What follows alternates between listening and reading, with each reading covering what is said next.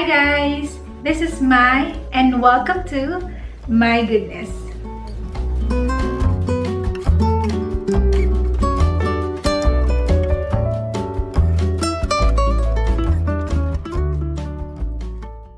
Alright, so guys, today gagawa tayo ng garlic buttered bread roll. So stay with me and magbe-bake tayo ngayon. Alam niyo naman gumagamit ako recently ng active dry yeast. So ito yung gagamitin natin. Meron tayong dalawang milk dito. So this is a total of 250 ml. So ito yung 125 ml. Or 125 grams rather. Yun ang ginagamit natin sa pagme-measure. Now, itong kalahati, papainitan ko lang kasi dito ko ilalagay yung ating dry active yeast para mag-activate. Pero kung gumagamit kayo ng instant dry yeast, then no need to activate. Pwedeng i-mix nyo na diretso sa inyong flour. Gagawin ko lang itong maligamgam at ilalagay natin itong ating yeast. Okay, so na-microwave na natin guys yung ating milk. Lalagay ko na itong ating yeast. So tandaan nyo guys, ginagawa ko lang ito dahil gumagamit ako ng active dry yeast or dry active yeast. Instant yeast, diretso nyo na. Okay? Hindi nyo na kailangang ipa-bloom. So ang tawag ko dito, pinapa-bloom natin yung ating yeast para mag-activate. So now, after this, lalagyan ko siya ng konting sugar. Kumuha lang ako ng sugar dun sa measured sugar natin na 100 grams. So, yan. Gagamitin natin yan para maging active yung ating yeast. Pagkain niya kasi yung sugar. So, ma-activate because of the sugar.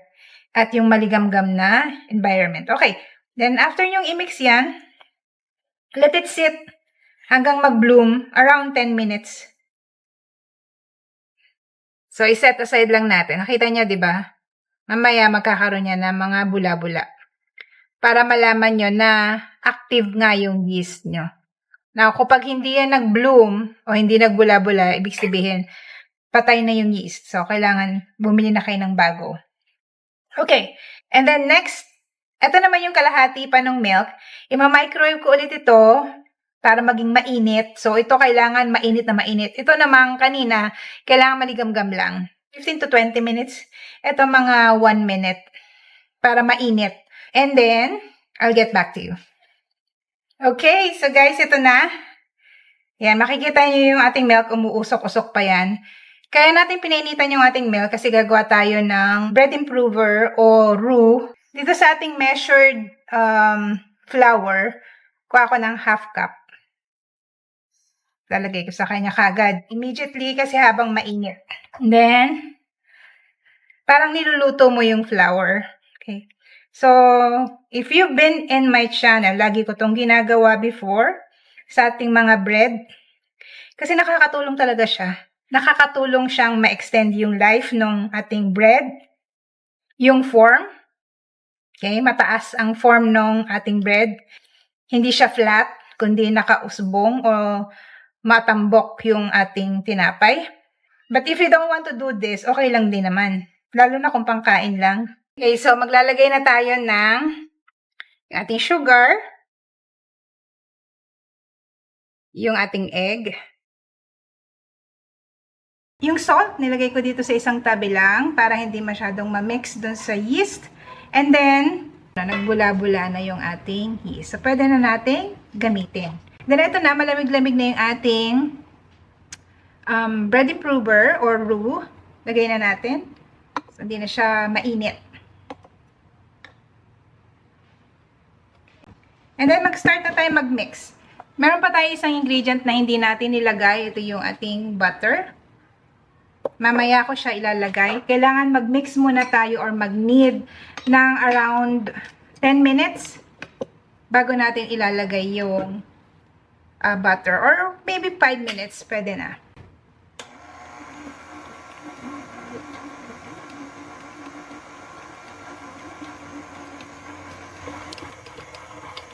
Okay, so after 5 minutes of kneading, ganito na yung itsura ng dough natin. Pero medyo matigas pa siya. Maglalagay na tayo ng butter. So yung paglalagay natin ng butter, pa konti-konti. Para ma-mix mabuti dun sa ating dough. Tutuloy ko na yung pag-knead habang ilalagay natin yung ating butter. And then, bantayan nyo lang para na-scrape nyo yung bottom part nyo.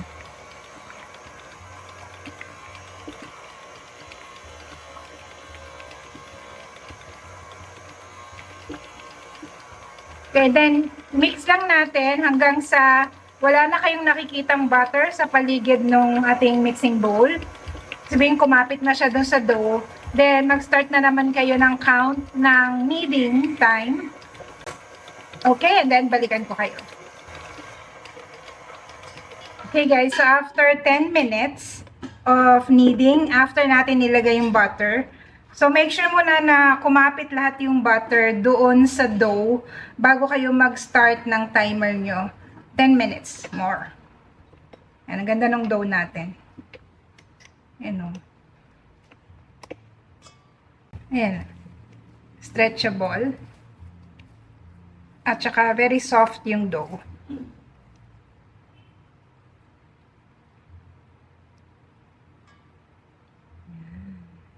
Minsan hindi nyo ito ma-achieve na ganito ka-soft kapag hand kneading ang ginagawa nyo.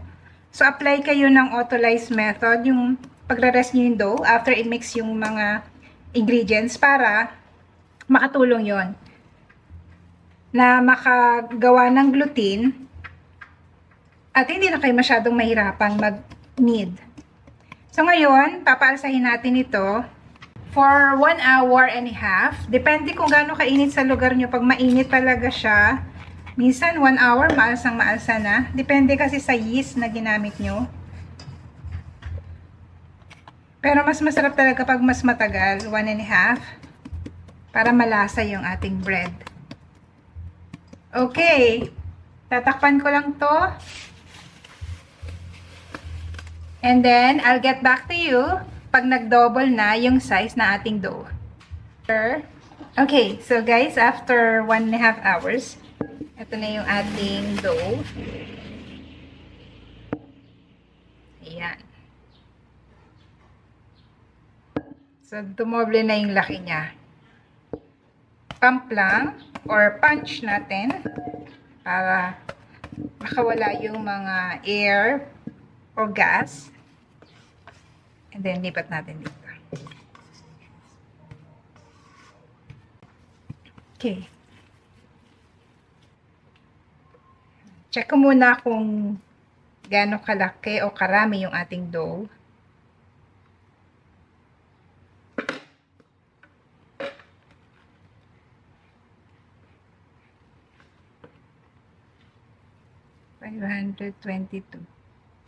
Okay. So, pareho 521 grams. Okay, set aside ko muna tong isa. Hinahati ko lang siya into 60 grams each. So, we have 8 pieces nitong ating dough. So, ang gagawin natin, bibilugin ko lang.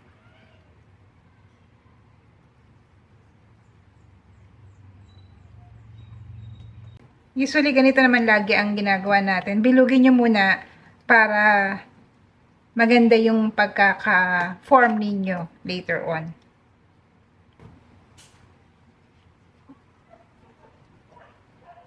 Okay. We're done. So, ito yung unang pinag-rest natin. Flatten lang natin ito.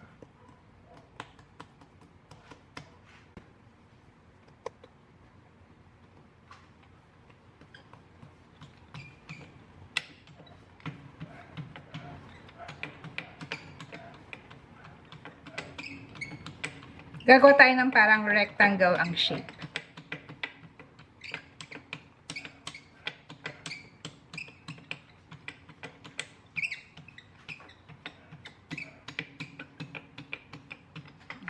Ganyan.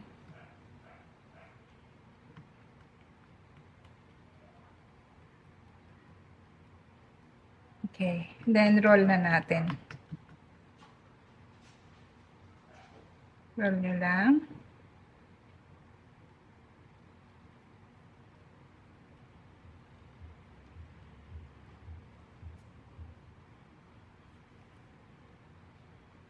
Then, pinch.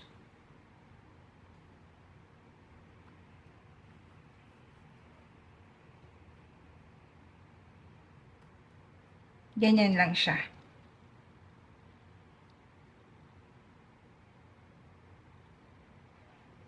Okay. Set aside.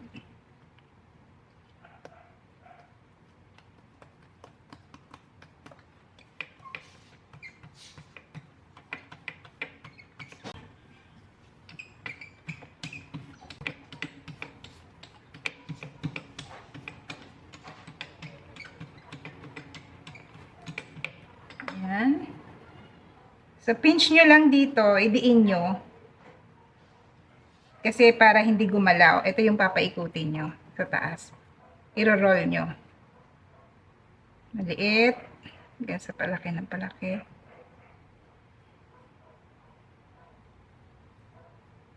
Okay. Then pinch.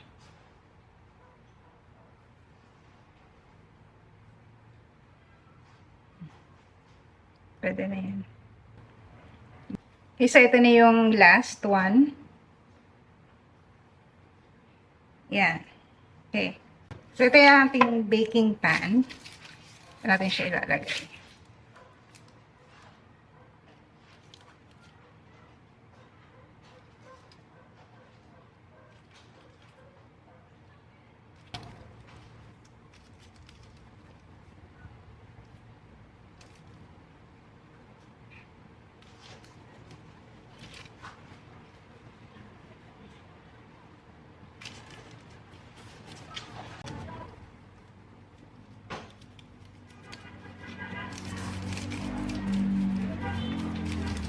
Okay. So, ganito siya. And then, tatakpan lang natin ulit ito ng kitchen towel. At papaalsahin natin for 45 minutes. 45 minutes to 1 hour. Okay, and balikan ko kayo. Okay, so guys, ito yung ating butter na pinalambot. So, pumili ako ng butter na masarap para kasi ito yung magdadala ng ating bread, magdadala ng lasa niya. And then, lalagyan lang natin ng garlic. So, itong butter natin is mga kalahati, half cup, o yung half ng isang block of butter. Around 150 grams, 120 grams, 125 grams. And then, lalagyan ko siya ng garlic. Depende na sa inyo guys kung gaano kadami, pero kasi kami mahilig kami talaga sa garlic. Kaya mga 4 pieces yung ilalagay ko. Kung gusto nyong 2 piraso lang, okay lang.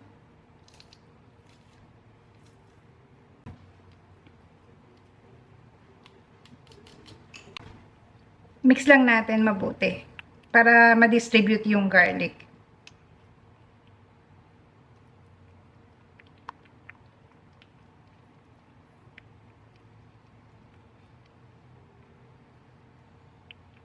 Let's have a taste just to make sure na hindi masyadong matapang. Sarap. Lasang-lasa na yung garlic. This is salted butter, by the way. So this is after 45 minutes. Check natin. Ayan. Diba? So, ang gagawin natin, lalagyan natin to ng slit. Okay. Sa gitna muna. Then, gitna ulit.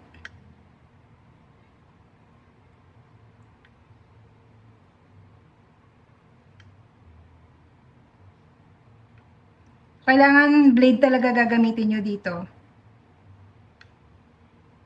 Kasi ang mangyayari ay babagsak naman yung pagka-alsa ng bread nyo.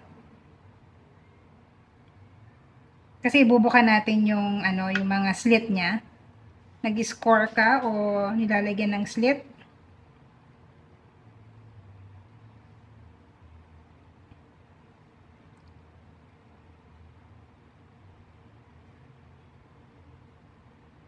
Pero right now, guys, nagpipreheat na ako ng oven. So, binukas ko na siya at 180 degrees Celsius. Habang ginagawa nyo to, para eksakto, pagkatas nyo dito, pwede nyo nang isalang ang bread.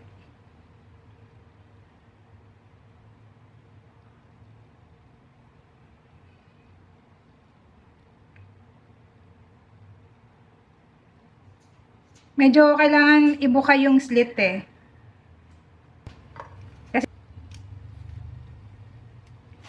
So, meron lang ako dito na plastic, yung ginagamit kong pang icing. Pwede namang ordinary plastic lang, guys. Butasan nyo lang sa dulo ng maliit na maliit lang.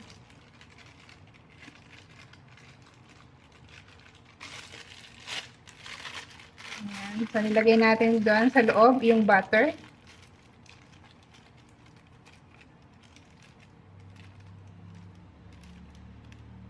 Ibabrush ko na siya ng egg wash.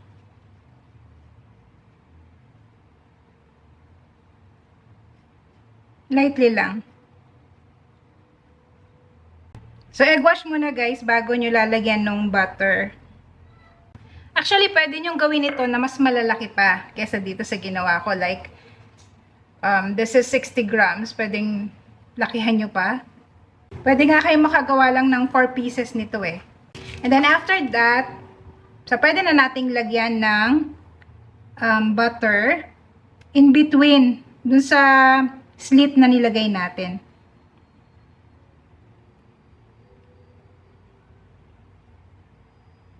So ganyan lang siya.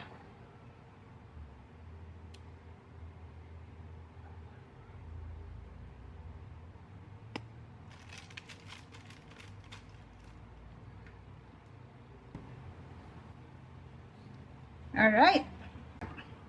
Okay, so ito na siya. Rest lang natin ng konti, mga 5 minutes. And then ilalagay na siya sa oven at 180 degrees Celsius. Balikan ko kayo after itong mabake.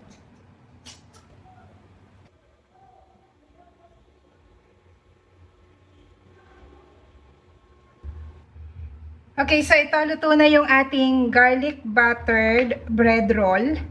Ayan siya, oh. Ang cute. And then, ang pinaka gagawin nyo lang, pagkaluto habang mainit pa to, kakagaling lang talaga dito sa oven. Babrush natin siya nung butter ulit na may garlic.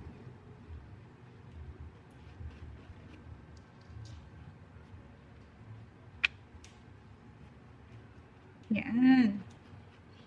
Wow, ang bango-bango. By the way, I baked this for 20 minutes. Nilagyan natin siya in between para mas sumiksik dun sa bread yung lasa nung butter garlic na nilagay natin. Pero sure ako, may matitira palagi yan sa ginawa nyong butter garlic spread. Kaya pwede nyo pang i-brush sa ibabaw.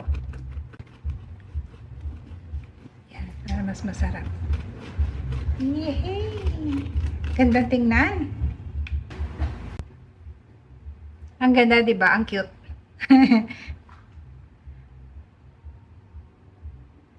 We'll just let it sit for a while para lumamig lang at pwede na nating tikman. Hindi ko kasi mahawakan, sobrang init to.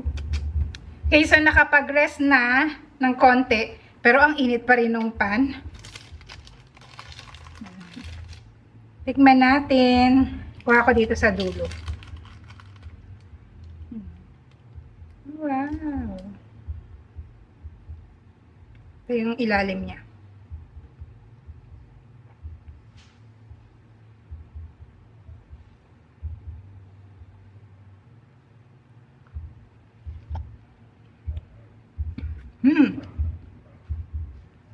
Ang sarap.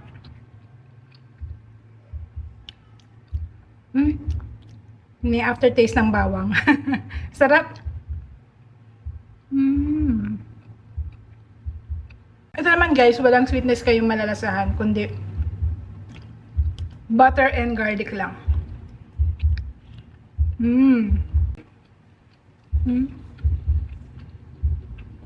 Ang sarap. Ay, naku, nakaka-addict naman tong kainin. Gawin nyo na guys sa mga bahay nyo and let me know what you think dito sa ating simpleng-simpleng buttered garlic bread roll. Alright, have a great day everyone. Enjoy baking. Bye! Soft.